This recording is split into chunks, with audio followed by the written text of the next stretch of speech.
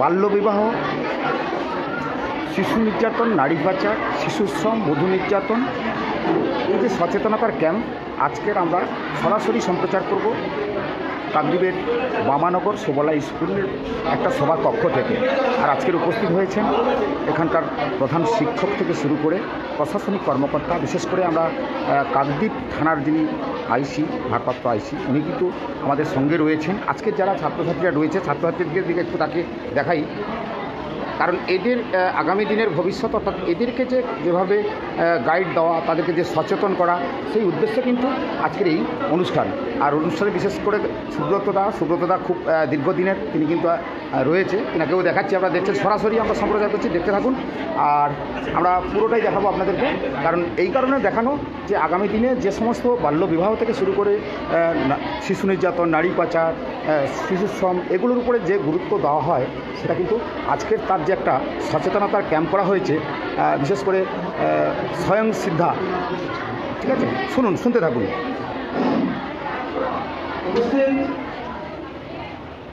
আজকে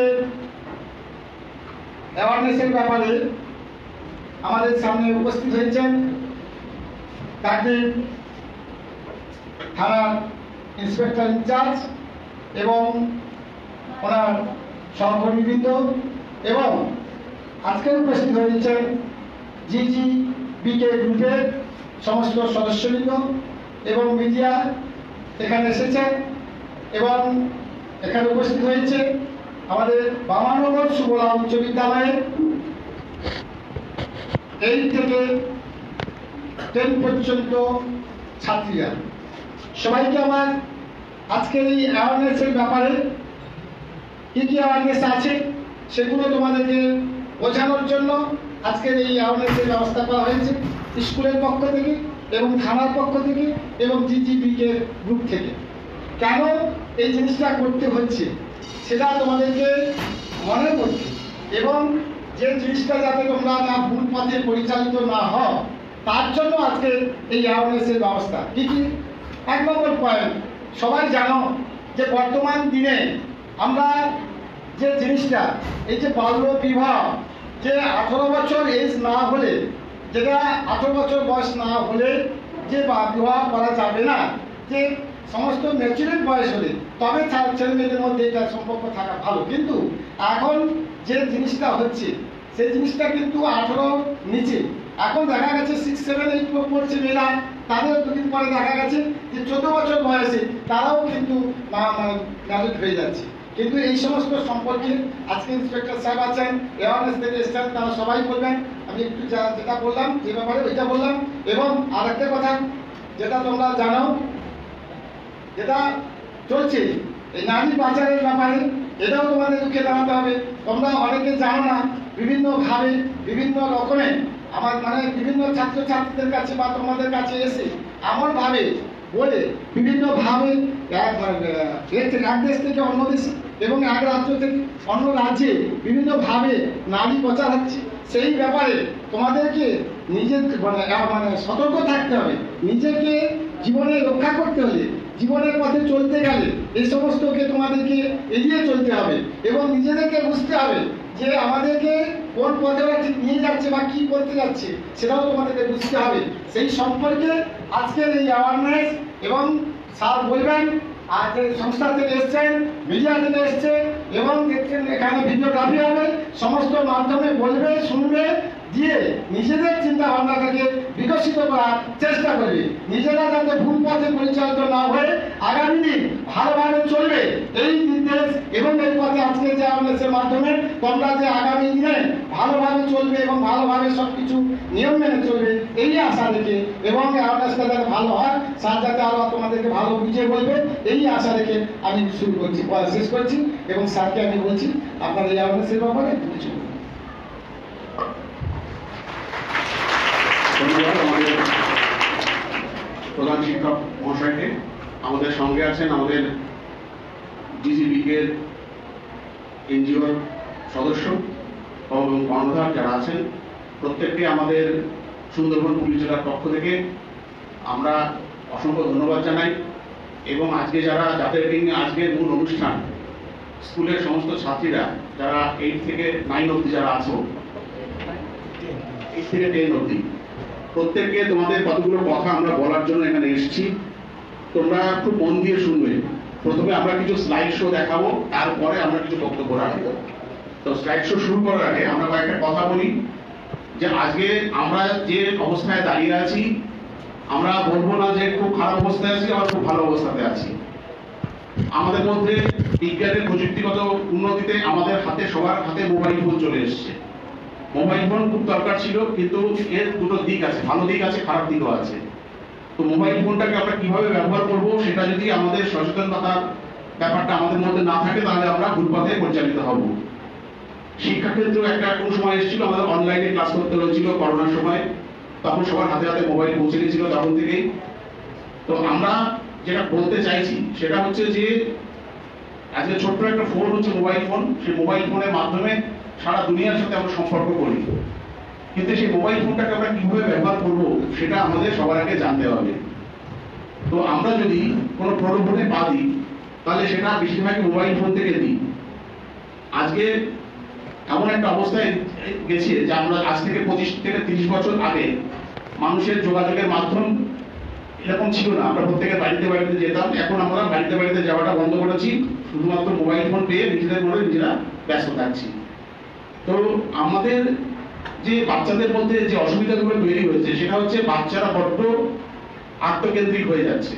সে আত্মকেন্দ্রিকতা এমন একটা পর্যায়ে পৌঁছচ্ছে যে তারা এই মোবাইলের ব্যবহারটাকে একটা এমন একটা জায়গায় নিয়ে চলে যাচ্ছে যেখান থেকে তাদের বিপদের কারণ হচ্ছে, তারা ভালনারেবল হয়ে যাচ্ছে। তো আমি বলবো, মোবাইল ফোন ব্যবহারটা তোমরা এমন ভাবে করতে চাও বা করো, সেটা যেন কখনোই কোনো বিপদের কারণ না হয়, এটা থেকে সাবধান থাকবে। আমরা যে জন্য আজকে উপস্থিত হয়েছি এখানে, কতগুলো বিষয় আমরা এখানে উত্থাপিত করব। প্রথমত হচ্ছে মেয়েদের যাদের বয়স 18 পার হয়নি, তাদের কোনো মতেই তাদের বিয়ে উপযুক্ত হয় না, শারীরিক ও মানসিকভাবে তাদের গঠন হয় না। সেই জন্য আমাদের যা সরকারি নির্ধারিত নিয়ম আছে, মেয়েদের 18 এবং ছেলেদের 21, তার নিচে আমাদের বিবাহ নিষিদ্ধ। এবং এক্ষেত্রে যদি কেউ এরকম বিবাহ করে, তার জন্য যে আইন আছে সেই আইন অনুযায়ী শাস্তির ব্যবস্থাও আছে। আগে এটা খুব বেশি ছিল, একটা কমেছে, প্রবণতাটা একটু কমেছে, কিন্তু পুরোপুরি নির্মূল করা যায়নি। এখানে তোমাদের এটাই বলার আছে যে তোমরা যারা এখান থেকে আমাদের কাছ থেকে জেনে যাচ্ছ, বাড়িতে গিয়ে আরো 5 জন তোমাদের ভাই বোন আছে, আরো প্রতিবেশী আছে, তাদের সঙ্গে এই আলোচনাগুলো করবে যে কোথায় কোথায় আমাদের বিপদ আছে। মেয়েদের হচ্ছে বিপদটা এমন একটা পর্যায়ে যায় যখন সেখান থেকে বেরিয়ে আসতে খুব প্রবলেম হয়, এবং এমন এমন সময় আসে যেমন বেরিয়ে আসার আর কোনো রাস্তাই থাকে না। যখন একটা মেয়ে ভুলবশত কোনো একজনের পাল্লায় পড়ে বা কোনো কিছু লোকের পাল্লায় পড়ে হয়তো সে পাচার হয়ে গেল কোনো বিদেশে বা অন্য কোনো রাজ্যে, সেখান থেকে তার কিন্তু ফিরে আসার রাস্তা থাকে না। তার কারণ তখন তাকে মোবাইল ফোন ব্যবহার করতে দেওয়া হয় না, তাকে বাইরের জগতের সাথে তাদের মিশতে দেওয়া হয় না, এবং সেখানে তাদের এমন এমন দুষ্কর্মগুলো করানো হয় যাতে তারা মুনাফা লোটে, কিন্তু ক্ষতিগ্রস্ত হয় সেই মেয়েটি বা তার পরিবার। আমি বলবো যে অনেকে মানুষ আছে যারা খুব ভদ্র ব্যবহার করে তোমাদের কাছে আসবে, তোমাদেরকে প্রলোভন দেখাবে, তোমাদের সঙ্গে মিশতে চাইবে। তো সেই জায়গাগুলো কিন্তু তোমাদের কিন্তু সচেতন থাকতে হবে। এখন তোমাদের পড়াশোনা করার বয়স, তোমরা পড়াশোনা করবে, তোমাদের ফোকাসটা কোন দিকে থাকে? পড়াশোনার দিকে এবং ক্যারিয়ারের দিকে। ক্যারিয়ারটা কি করে গঠন করা যায় সেই দিকে তোমাদের নজর থাকবে, এর বাইরে কিন্তু তোমাদের ফোকাস থাকবে না। যাতে তোমরা ভালো রেজাল্ট করো, যাতে তোমরা ভালো জায়গায় চাকরি করো, দেশে বিদেশে বাইরে বিভিন্ন জায়গায় যেতে পারো। নিজে পায়ে দাঁড়ানোর মধ্যে একটা আলাদা অনুভূতিটা আছে, যে অনুভূতির মাধ্যমে তুমি তোমার জগৎটাকে আরো সুন্দরভাবে গুছিয়ে নিতে পারবে। তো আমি চাইবো যে তোমরা যারা এখানে উপস্থিত আছো তারা তো সচেতন হবেই, তো বাড়িতে গিয়ে আশেপাশে ভাই বোন যারা আছে, প্রতিবেশীরা আছে, তাদেরকেও তোমরা বলবে এবং তোমাদের গার্জিয়ানদের সঙ্গে আলোচনা করবে। যখনই কোনো প্রবলেমে পড়বে, ফার্স্ট কিন্তু তোমরা তোমাদের অভিভাবক মানে মা সবার আগে আসে, তোমাদের মায়ের সঙ্গে কিন্তু আলোচনা করবে। কখনো কিন্তু কোনো অসুবিধা হলে বা কোথাও কোনো সমস্যা হলে তুমি যদি মায়ের সঙ্গে আলোচনা না করো, তাহলে কিন্তু তুমি সমস্যা থেকে বেরোতে পারবে না। মার যদি কোনো প্রবলেম হয়, মা যদি বুঝতে অসুবিধা হয়, মা বাবার সঙ্গে আলোচনা করবে, তারপর বিষয়টা নিয়ে পরিবারগতভাবে সমস্যা নিয়ে আলোচনা করা যাবে। তো এটা হচ্ছে তোমাদের প্রাইমারি কাজ আছে। কিন্তু তোমরা যদি কোনো একটা ঘটনা ঘটে গেল, তার প্রকৃতিকে তোমরা যদি লুকিয়ে যাও, তাহলে তোমার বিপদ কিন্তু দিন দিন আরো বাড়তে থাকবে। সেই জন্য যে কোনো ঘটনা ঘটে যেতে পারে বা ঘটার আশঙ্কা হয়েছে বা ঘটে গেছে ধরে না, তো সেটা কিন্তু সবার প্রথমে গার্জিয়ানকে করবে। স্কুলে যদি কোনো ঘটনা ঘটে, স্কুলের প্রধান শিক্ষক আছেন, অন্যান্য শিক্ষকরা আছেন, তাদেরকে বলবে, তোমাদের সমস্যার কথাগুলো বলবে। তো সমস্যার কথাগুলো যদি না বলো তাহলে তোমাদের যারা গার্জিয়ান আছে, অভিভাবক আছে, পিতা মাতা আছে, তারা কিন্তু তোমাদেরকে সঠিক পথে পরিচালনা করতে পারবেন না। তাহলে তোমাদের মধ্যে সচেতনতা আগে তৈরি হওয়ার দরকার আছে। সেই সচেতনতা যদি তোমাদের মধ্যে তৈরি না হয় তাহলে তোমরা বিপদগামী হয়ে যাবে। তো আমরা চাইবো যে আমাদের পশ্চিমবাংলার মেয়েরা সুরক্ষিত থাকুক, তারা ভালো থাকুক, তারা পড়াশোনা করে নিজের পায়ে দাঁড়াক এবং প্রতিষ্ঠিত হোক।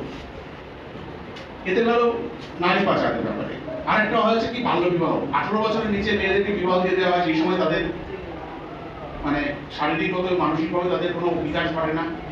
তার ফলে খুব অল্প বয়সে তারা মা হয়ে যায় এবং তাতে কি হয়, তার যে সন্তান সে সন্তানও ইনম্যাচিওর হয় এবং তাতে নানা রকমের সমস্যা হয়, মায়েরও সমস্যা হয়, বাচ্চারও সমস্যা হয়। সুতরাং এই ব্যাপারটা কিন্তু যদি তোমাদের কোনো কোথাও ঘটে থাকে, তোমরা কিন্তু শিক্ষকদের নজরে আনবে বা তোমাদের গার্জিয়ানদের নজরে আনবে। তোমাদের আশেপাশে যদি এরকম ঘটনা ঘটে থাকে তাহলে তোমরাও কিন্তু কোনো বড় একটা মানুষের মাধ্যমে প্রশাসনের নজরে আনবে সেই ব্যাপারগুলো।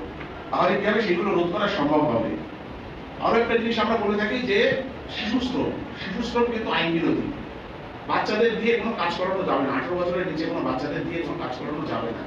ধরো কি হয়, কোথাও গিয়ে দেখা গেল কোনো জায়গায় কোনো বাসাতে কোনো বাড়িতে কাজ করছে মেড সার্ভেন্ট হিসেবে, নাহলে দেখা গেল কোনো দোকানে গিয়ে তাকে কোনো শাড়ির দোকানে বা কোনো কল সেন্টারে বা কোথাও বসিয়ে দিয়েছে 18 বছরের নিচে কোনো মেয়েকে। তো তাদের কি হয়, দেখি একটা মানসিক একটা চাপ তৈরি হয় তার মনে এবং তারপরে তার বিকাশ ঘটে না।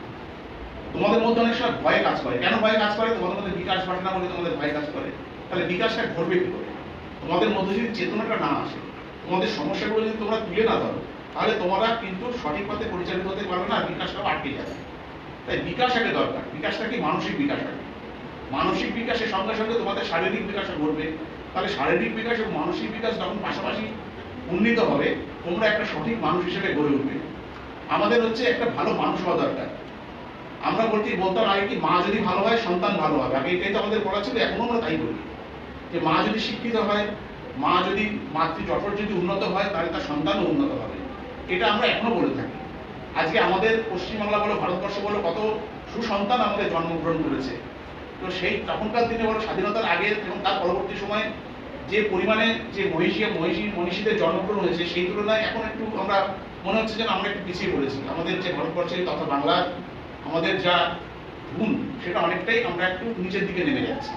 তো এটা করলে তো হবে না, কিন্তু আমাদের মধ্যে কি হবে, আমাদের সেই বিকাশগুলোকে আরো উন্নত পর্যায়ে নিয়ে যেতে হবে। এবং তার জন্য কি দরকার? ভালো করে পড়াশোনা করার দরকার, পড়াশোনার পাশাপাশি খেলাধুলা করার দরকার, খেলাধুলার পাশাপাশি গার্জিয়ানদের সঙ্গে যেটা বললাম আলোচনা করার দরকার, শিক্ষকদের সঙ্গে তোমাদের সমস্যা নিয়ে আলোচনা করার দরকার, এবং তোমাদের ভাই বোন যারা আছে, ছোট ছোট যারা আছে, তাদের সাথেও তাদেরকে বোঝানোর দরকার আছে।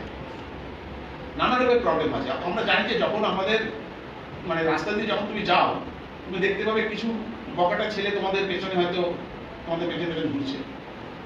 তোমরা কিন্তু অনেক সময় কাউকে বলো না। এগুলো তো গার্জিয়ানকে বলতে হবে যে আমাদের দেখো বাবা, আমার মা আমার পেছনে এই ছেলেটা ঘুরঘুর করছে। তাহলে আমাদের নজরে যদি আসে, আমরা তাহলে তার গার্জিয়ানকে ডেকে বা তাকে ডেকে আমরা সেগুলো বারণ করতে পারবো।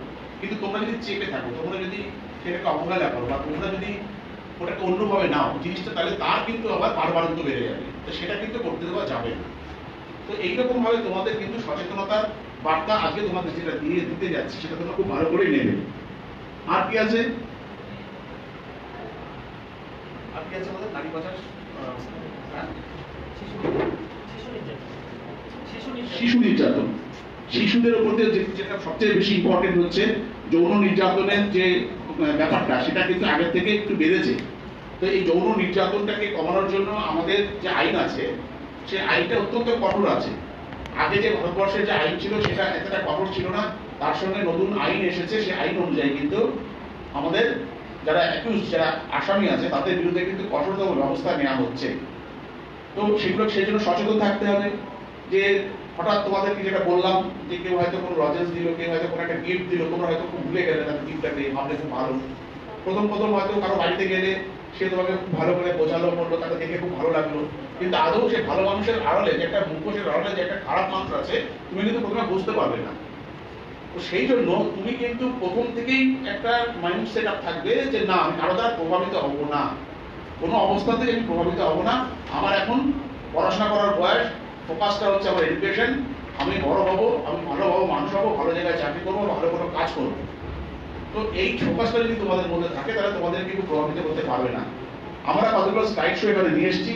পরপর আমরা দেখাবো, দেখার পরে তোমাদের মধ্যে যদি কোনো কোশ্চেন থাকে তোমরা বলবে এবং আমরা আলোচনা করবো। শুরু করো।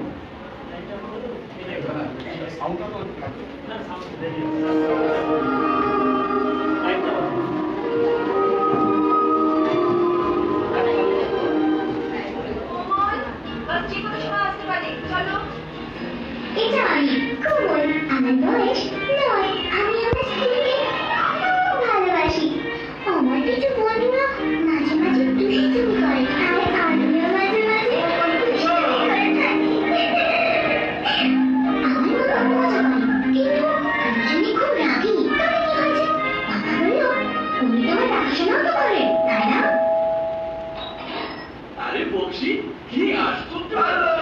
আমার পুরনো বন্ধু বক্সি কাকু এবং কাকিমা এখন আমাদের প্রতিবেশী। কিন্তু আরো ভালো হতো যদি আমার সাথে খেলার জন্য তাদের কোনো বাচ্চা থাকতো।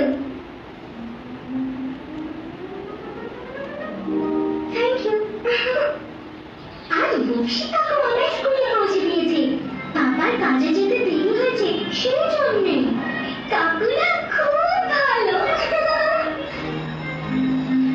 কাকিমা খুব ব্যস্ত মহিলা, কিন্তু কাকু বাড়িতে থেকেই কাজ করেন। তাদের একটা সুন্দর বাড়ি আছে, সেখানে অনেক সুন্দর সুন্দর জিনিস আছে।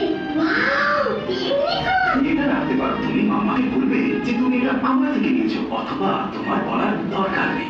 এমনকি বাবাও আমার সাথে বেশিক্ষণ খেলে না। বক্সি কাকু আরো বেশি মজা করে। সে কোথায় হারিয়ে গেল? ও, এখানে! এমনকি একদিন কাকু আমার গোলা খাইয়েছিল। প্লিজ তুমি মামাকে বলে দিও না। মামা রেগে যেতে পারে। আমি মামাকে বলতে চাইছিলাম, কিন্তু ভয় পেয়ে গেছিলাম। কি হবে যদি আমি একটা গোলা খাই? আমার সব বন্ধুরা এটা খায়। তুমি কি একটা নতুন খেলা খেলতে চাও? একটা গোপন খেলা? এটা তো বেশ মজার হবে। আসলে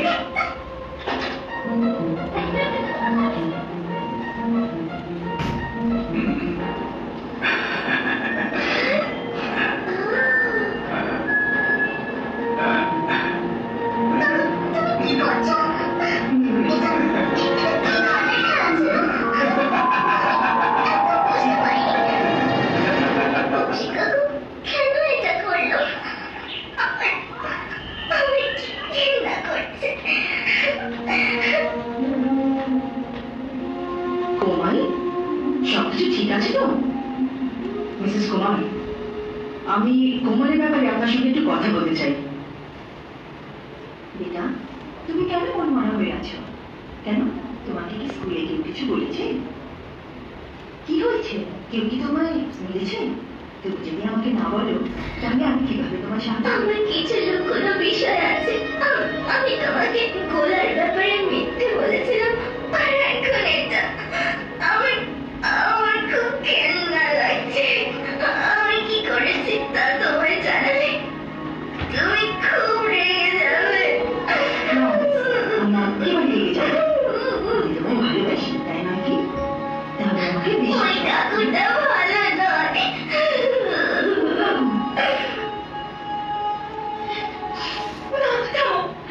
সবাই চলে যাবে। তাহলে এখন আমরা কি করবো? তার সাহায্য নেব? আমরা বক্সিকে এইভাবে ছেড়ে দিতে পারি না। চাইল্ড লাইন, আমার বন্ধু প্রিয়া, ও ওখানে কাজ করে। ও বাচ্চাদের সাহায্য করে। 10, 9, 8 হ্যালো কোমল, আমি জানি যে তোমার সাথে কি হয়েছে, আর এতে তোমার কোনো ভুল নেই। আমি কথা দিচ্ছি যে বক্সি কাকু তোমার সামনে আর কখনো আসবে না। এখন আমরা তোমাদের দেখাবো যে কি করে তোমরা নিজেদের সুরক্ষিত রাখতে পারো। হ্যালো বাচ্চারা, আজ তোমরা সবাই কেমন আছো? এবার আমাকে বলো, তোমরা কি এমন কোনো অবস্থায় পড়েছো যার জন্য তোমাদের অসুবিধা বোধ হয়েছে? হ্যাঁ দিদি, যখন আমার ছোট্ট কুকুরটা আমার জুতো চিবায় তখন আমার খুব রাগ হয়। হ্যাঁ তা সত্যি, কিন্তু আমি যেটা বলতে চাই, কেউ কি তোমায় এমন ভাবে ছুঁয়েছিল যার জন্য তোমার অস্বস্তি বোধ হয়েছিল? তোমাদের মধ্যে কারোর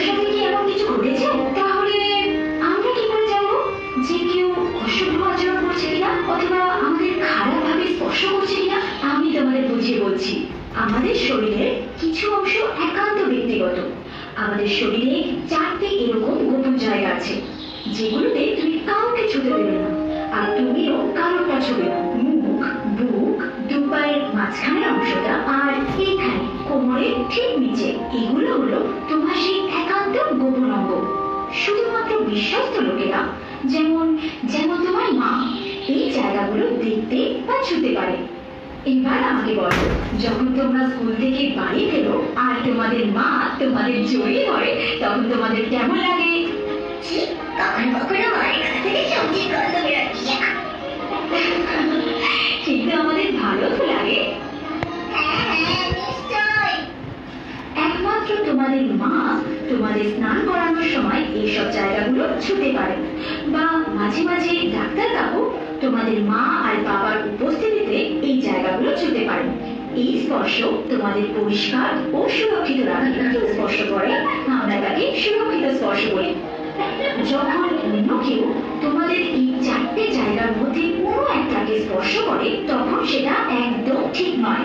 এর জন্য তোমাদের লজ্জা, ভয়, বিরক্তি, অস্বস্তি, খারাপও লাগতে পারে। কেউ তোমাদের নোংরা ছবি বা ফিল্ম দেখাতে পারে, অথবা তোমার জামা কাপড় খুলে দিতে পারে, অথবা তোমার সামনে তাদের গোপন অঙ্গে হাত দিতে পারে। এইসব কাজকর্মগুলো নিরাপদ নয় এবং আমরা এগুলোকে অসুরক্ষিত স্পর্শ বলি। তোমাদের পক্ষে ভালো নয় আর তোমাদের খারাপও লাগতে পারে, এটা জেনেও কিছু লোক এইসব কাজ করতে পারে। কেউ যদি আমাদের এইসব জায়গা স্পর্শ করে, তাহলে আমরা কি করব? তোমরা অবশ্যই চিৎকার করবে, না না। আর তোমরা বিশ্বাস করো এমন কারোর কাছে দৌড়ে পালাবে আর তাদেরকে সব কথা বলবে। তিনি কে? তাহলে তোমরা বলো, কাকে তোমরা বিশ্বাস করো? আমার পোষা কুকুর। হ্যাঁ হ্যাঁ, তুমি তোমার কুকুরকে বলতে পারো, কিন্তু ও কি তোমাকে সাহায্য করতে পারবে? আমি আমার মাম্মি আর আমার শিক্ষককে বিশ্বাস করি। তাই যদি তোমাকে কেউ খারাপ ভাবে স্পর্শ করে বা এমন ব্যবহার করে যাতে তোমার অস্বস্তি হয়, এরকম হলে তুমি অবশ্যই যাকে বিশ্বাস করো এমন কাউকে সে কথা বলবে, আর ততক্ষণ অবধি বলবে যতক্ষণ না সে পুরোপুরি তোমার কথা বুঝতে পারছে। যাকে তুমি বিশ্বাস করো তাকে এসব কথা বললে, তা সে বাবা হোক বা মা, তুমি নিজে আর অন্য বাচ্চাদেরও সাহায্য করবে। তোমাদের চাইল্ড লাইনের বিষয়েও জেনে রাখা উচিত। যদি তোমরা 1098 এই নম্বরে ডায়াল করো আর সাহায্য চাও, তাহলে একজন বিশ্বাসযোগ্য ব্যক্তি তোমাকে অবশ্যই সাহায্য করবে। সব সময় মনে রাখবে, যদি কেউ তোমাকে খারাপভাবে স্পর্শ করে, তবে সেটা কখনোই তোমার দোষ নয়। যদি তোমার কেউ ক্ষতি করতে চায়, তাহলে সেটা সবাইকে জানাও। চিন্তা করো না, তুমি নিরাপদেই আছো। শুধু আমাকে বলো কি হয়েছে। মনে রেখো, যদি তুমি বা তোমার কোনো বন্ধু এরকম অবস্থায় পড়েছো বলে মনে করো, তাহলে সব সময় সাহায্য পাবে। আমাকে 1098 এই নম্বরে কল করো। চাইল্ড লাইন তোমাদের সাহায্যের জন্য সব সময় রয়েছে।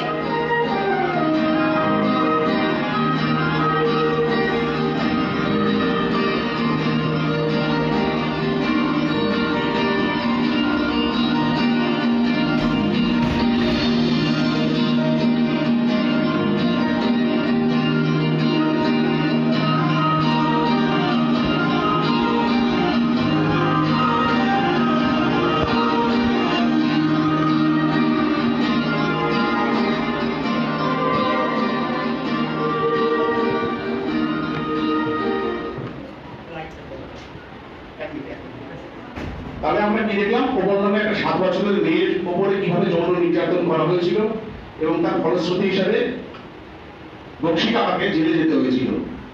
তো আমরা বুঝতে পারলাম যে গুড টাচ ব্যাড টাচ কি আছে, এবং এরকম যদি ঘটনা ঘটে তাহলে আমি কার সহায়তা নেব। বাড়িতে বাবা মাকে তো বলবোই, ধরো এই যে 1098 মানে 1098 যেটাকে বলা হচ্ছে, এই চাইল্ড লাইনে ফোন করলেও তারা সহযোগিতা করতে পারবে, প্লাস আমরা তো আছি থানাতে। তো এই ধরনের ঘটনা যাতে না ঘটে, এই ঘটনার পরিপ্রেক্ষিতে আমরা বলতে পারি যে তোমাদের মধ্যে যে সচেতনতা তৈরি হলো, তোমরা নিশ্চয়ই সচেতন হলে এবং আরো যারা ছোট ছোট বাচ্চা আছে তোমাদের থেকে, তাদেরকেও এই ব্যাপারে সচেতন করবে। নেক্সট করি।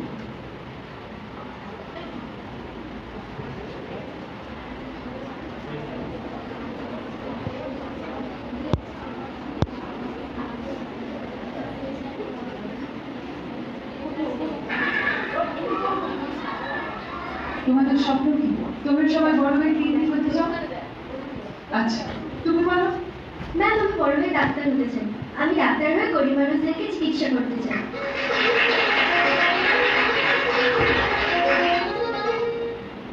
আরে বাইরে প্রচুর কাজ, হবে দায়া বাবুদের বাচ্চাদের দেখাশোনা করা আর খাওয়া দাওয়া, বিয়ে বাড়ি খাওয়া, বিয়ে বাড়ি। আমার মেয়েটাকে যদি কোনো একটা ভালো কাজ দেওয়া যায়, ওসব হয়ে যাবে হয়ে যাবে। আমার বাইরে প্রচুর চেনাশোনা। কিরে, শহরে যাবি? দেখবি কিরকম সুন্দর জীবন।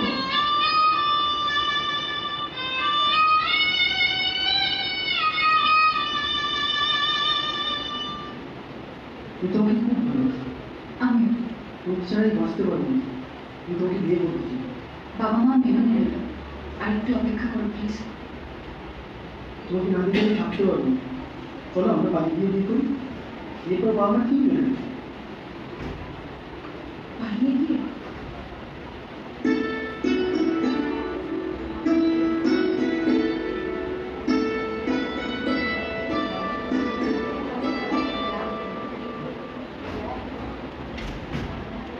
সব স্বপ্ন সত্যি হয়। অনেক সময় স্বপ্নগুলো দিনে চুরমার হয়ে যায়। জীবনের চোরাবালিতে হারিয়ে যায় না। তারপর শুরু হয় এক কঠিন যাত্রা।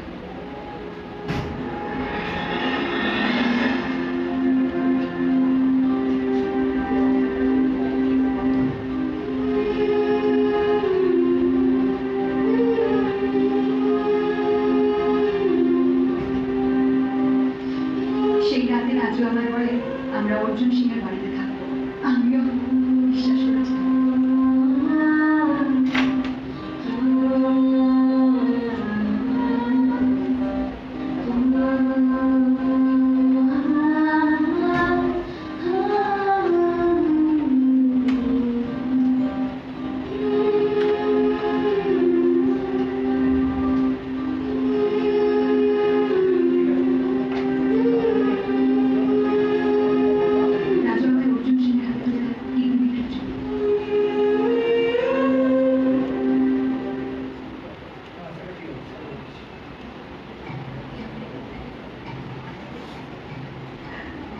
প্রতিদিনই সহ্য করতে হয়। অন্ধকারে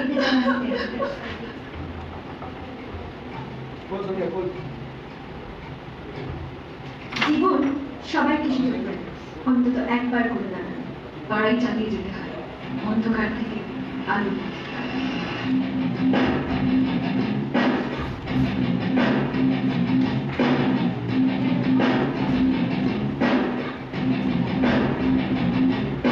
আর সব অন্ধকার ভেদ করে আলো ঠিক পথ করে নেয়।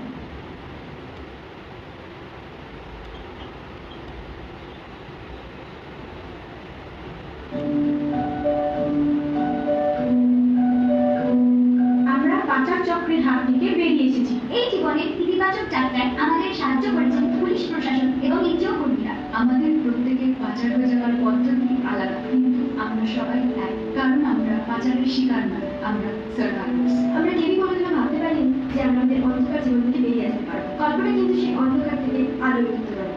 উদ্ধার হওয়ার পর আমরা অনেক কিছু জেনেছি, আমাদের জানার পরিধিও অনেক বেড়েছে। আমরা যাতে নিজের পায়ে দাঁড়াতে পারি তার জন্য নানান হাতের কাজ, বৃত্তিমূলক কাজ এবং জীবনশৈলীর প্রশিক্ষণ দেওয়া হয়েছে। জীবনের চূড়ান্ত বিশ্বাসঘাতকতার শিকার হয়ে আমরা অনেকেই বাঁচার ইচ্ছেটা হারিয়ে ফেলেছি। মানসিক সাহস জুগিয়েছে এনজিও দাদা দিদিরা, বন্ধুর মতো পাশে দাঁড়িয়ে নতুন জীবন দিয়েছে আমাদের। আমাদের পরিবারকেও আমাদের উপর ঘটে যাওয়া অন্যায়ের কথা, অত্যাচারের কথা বোঝানো হয়েছে, যাতে আমরা সমাজের মূল স্রোতে ফিরে আসতে পারি। তার জন্য সবাইকে সচেতন করা হয়েছে।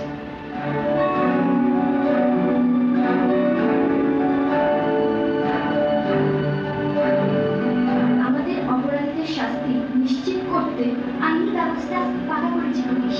জেলা আইনি পরিষেবা কর্তৃপক্ষ জালসা বিনা খরচে পাশে দাঁড়িয়েছে। আমাদের এই ফিরে আসা অন্য রূপে ফিরে আসা। আজ আমরা অনেক বেশি সচেতন আর সাহসী। আজ আমরা নিজেদের ভালো মন্দ নিজেরাই বুঝি।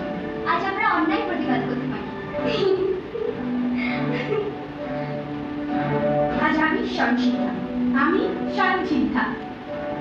আমি স্বয়ং সিদ্ধা। আমি স্বয়ংসিদ্ধা।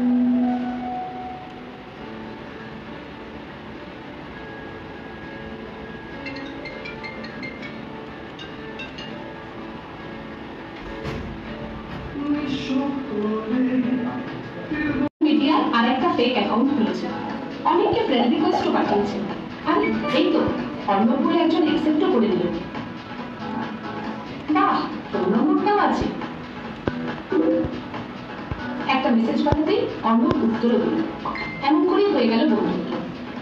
মাঝে মাঝে অর্ণব রঞ্জুকে ওর বন্ধুদের গ্রুপে জয়েন করল। রঞ্জু তখন সবার ফোন নম্বর দেখতে পায় আর নোট করে রাখে। তারপর একদিন রঞ্জু অর্ণবকে একটা নির্জন জায়গায় ডেকে পাঠালো।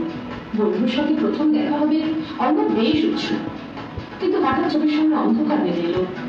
চোখ খুলে অর্ণব দেখলো একটা অন্ধকার ঘরে সে আটক।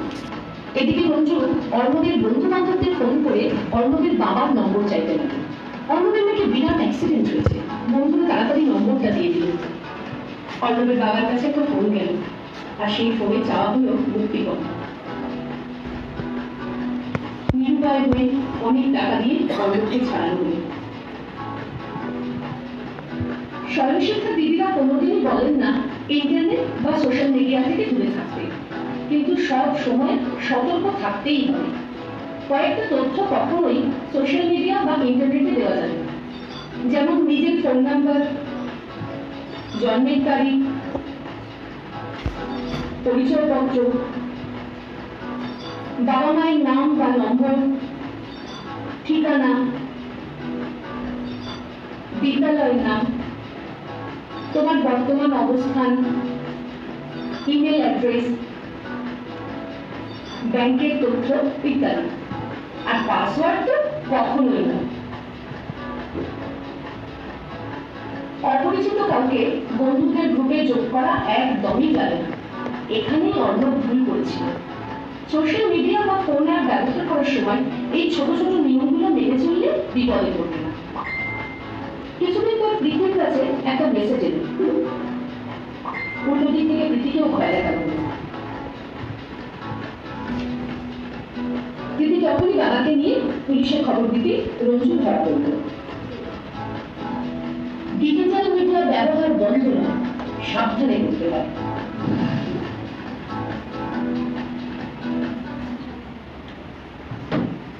তাহলে আমরা দেখতে পেলাম কি সোশ্যাল মিডিয়া আমাদেরকে কিভাবে আমরা যদি খারাপভাবে ইউজ করি বা আমরা সোশ্যাল মিডিয়াতে যদি শেয়ার করি সেটা থেকে আমাদের তাহলে কি বিপদ হতে পারে সেটা আমরা এখানে বুঝতে পারলাম।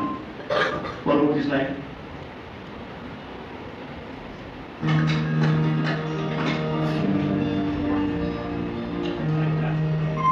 রঞ্জনকে ঠিক অন্য ছেলেদের মতো লাগেনি সাবানা।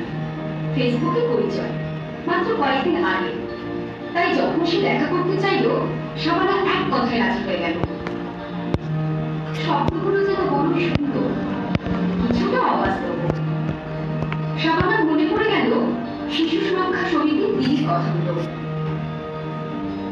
হাজার অনুরোধেও সে এভাবে রঞ্জনের সাথে দেখা করবে না। সাবানার সচেতনতাই তার সুরক্ষা।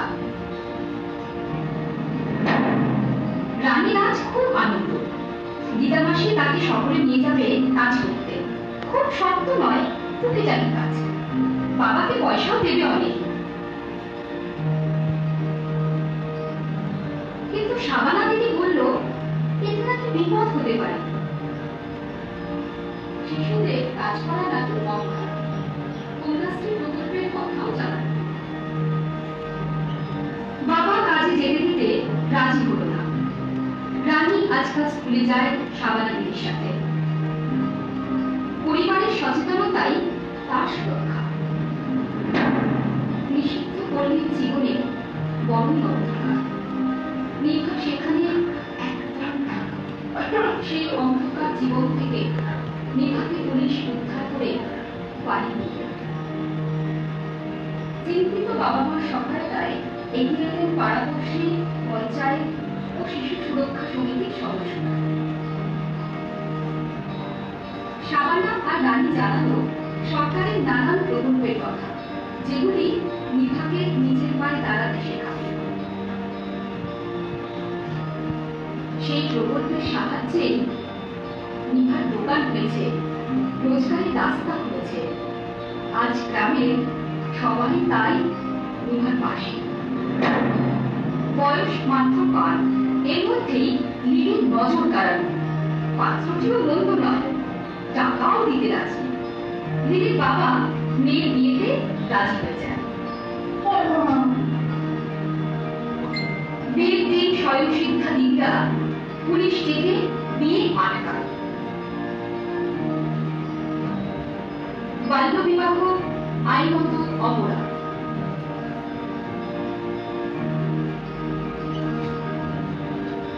শাবানা, রানী, নিভা, লিলি তারা আজ সবাই স্বয়ংসিদ্ধা।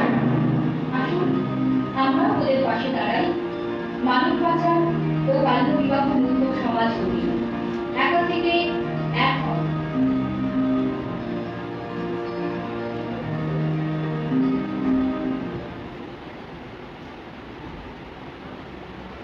শেষ আর আছে আরেকটা আছে নেক্সট ম্যাচ।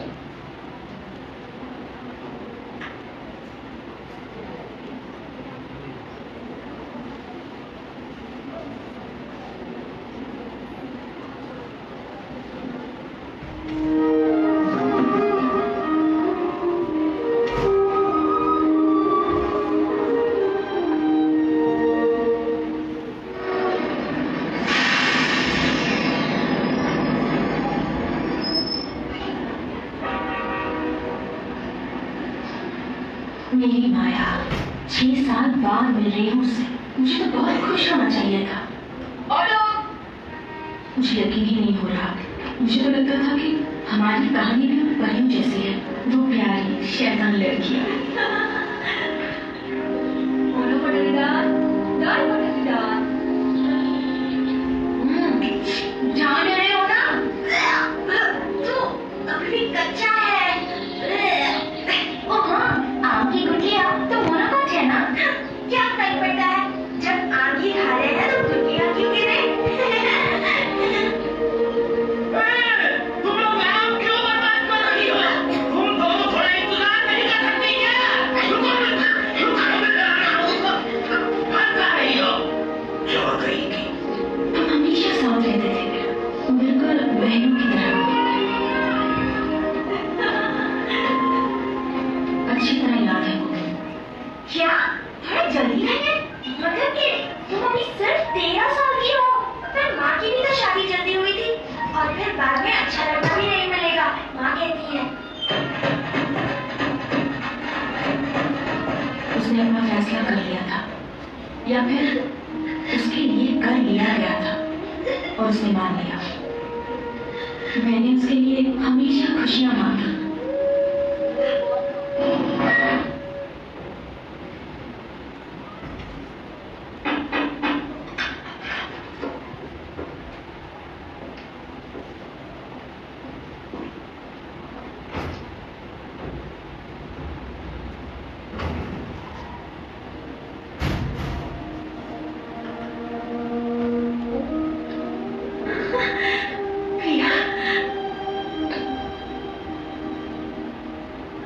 तुम ठीक हो जाओगी मेरी प्यारी बदमाश।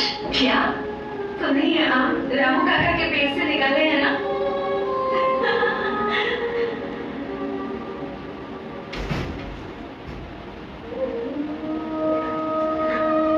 माया जन्म से बार बार गर्भपात और खराब स्वास्थ्य के कारण इतनी छोटी उम्र में उससे गृहस्थ और शादीशुदा जीवन नहीं संभाला गया।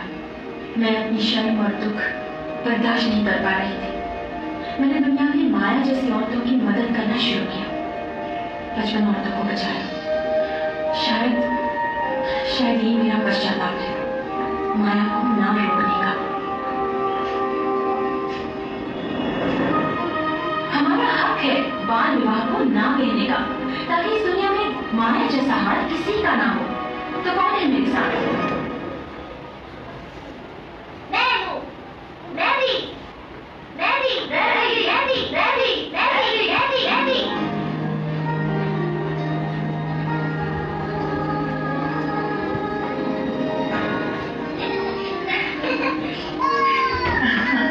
सही उम्र में शादी, एक सुखी और स्वस्थ परिवार का जन्म।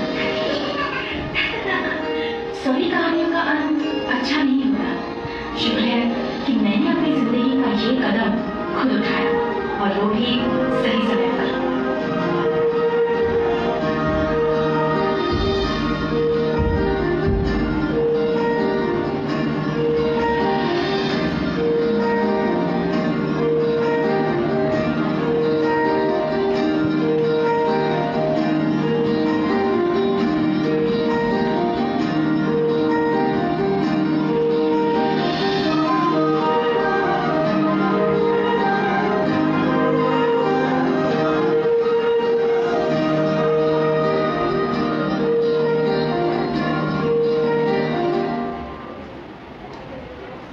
তাহলে আমরা বাল্য বিবাহ দেখলাম, এটা সমাজের পক্ষে যে কতটা ক্ষতিকারক এবং যে বালিকার বিবাহ হয়ে যায় তার শারীরিক এবং মানসিকভাবে যে কতটা ক্ষতিগ্রস্ত হয় সেটা আমরা বুঝলাম। এবার আমরা কিছু প্রশ্ন আমরা নেব, যদি তোমাদের মধ্যে থেকে যদি কেউ কোনো প্রশ্ন করতে চাও এই বিষয়বস্তুর উপরে তাহলে করতে পারো।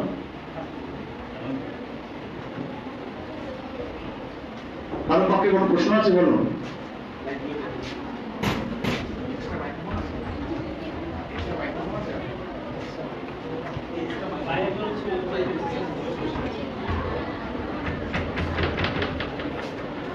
যে এই যে আলোচনা হলো বা এটা তোমরা দেখলে তোমাদের কাজে লাগবে কি? তাহলে এটা তোমরা গিয়ে তোমাদের যারা ছোট আছে, যারা ভাই বোন আছে তাদেরকে যেমন বোঝাবে, তেমনি পরিবারের যারা গার্জিয়ান আছে তাদের সাথেও আলোচনা করবে। যে কোনো সমস্যায় তোমরা তোমার বাবা মাকে জানাবে, তারপরে শিক্ষক শিক্ষিকারা তো আছেনই, এবং তারপরেও লাস্টে যখন আমরা অপরাধীকে যখন আমরা আইনের আওতায় আনবো এবং তাকে যথোপযুক্ত শাস্তির ব্যবস্থা আমরা করবো, সেটা তো ঘটে যাওয়ার পরে তাহলে ঘটনাগুলো যাতে না ঘটে তার জন্যই হচ্ছে সচেতনতা, এই বার্তা তোমাদের কাছে পৌঁছে দেওয়া। আমরা আবারও তোমাদের কাছে আসবো অন্যান্য বিভিন্ন ধরনের সচেতনতার বার্তা নিয়ে। তো আজকে আমাদের যে ব্যাপারটা আমরা যে সচেতনতার বার্তা তোমাদের কাছে পৌঁছে দিলাম, আশা করি তোমাদের ভবিষ্যৎ জীবনে কাজে লাগবে। ধন্যবাদ সবাইকে। আমরা আবার এসে তোমাদেরকে সচেতনতার বার্তা নিয়ে পৌঁছে দেবো। ধন্যবাদ।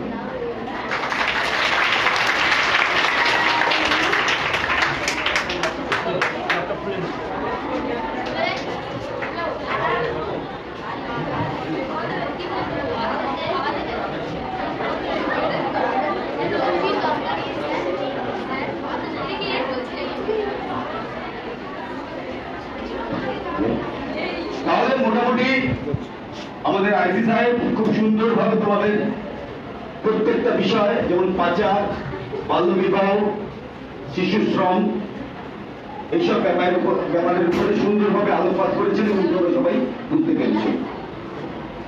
আমি আমার সামনে দেখতে পাচ্ছি কেউ ভবিষ্যতে ডাক্তার, কেউ ভবিষ্যতে ইঞ্জিনিয়ার, কেউ ভবিষ্যতে শিক্ষিকা, কেউ উকিল, কেউ বিজ্ঞানী। তোমরা শিক্ষিত তখনই হবে যখন নিজেরা বুঝতে পারবে আমার যাওয়ার পথটা আমি চিনি কিনা, কিংবা পাশের মানুষটাকে আমি সঠিকভাবে চিনতে পেরেছি কিনা। তুমি যদি ভুল পথে যাও তাহলে তুমি হারিয়ে যাবে, আর তুমি যদি সঠিক মানুষকে না চিনতে পারো তাহলে তুমি বিপদে পড়বে। তাহলে আমি প্রকৃত শিক্ষিত হব তখনই যখন আমি এই দুটো বিষয় কিন্তু বুঝতে পারি। পাচার কাকে বলে? এই নাবালিকা 18 বছরের তলায় যাদের ইচ্ছা হোক বা অনিচ্ছায় হোক তাকে ভুল বুঝিয়ে এক স্থান থেকে অন্য স্থানে নিয়ে গিয়ে খুব খারাপ উদ্দেশ্যে ব্যবহার